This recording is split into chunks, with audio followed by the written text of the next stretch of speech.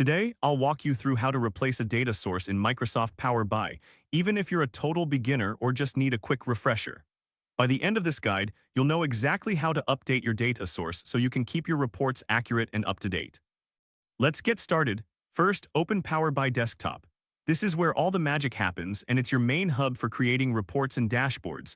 Don't worry if your dashboard looks slightly different, as updates can change the layout a bit. Just follow along.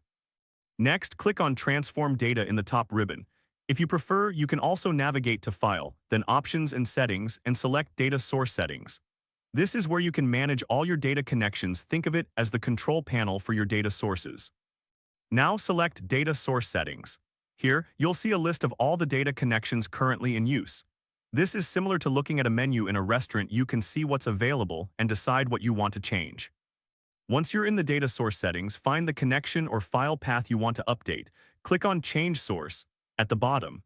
This is your opportunity to point Power BI to a new location for your data, just like changing the address of a delivery.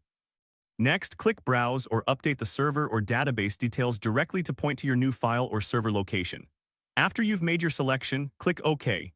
This step is crucial, as it ensures Power BI knows where to find your updated data, like giving someone new directions to your house. After that, click Close and then hit Apply Changes on the yellow notification banner that appears. This finalizes your updates and refreshes your data source.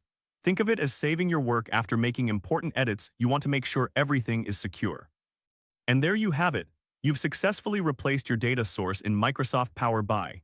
This process is essential for maintaining the accuracy of your reports, ensuring that you always have the most current information at your fingertips.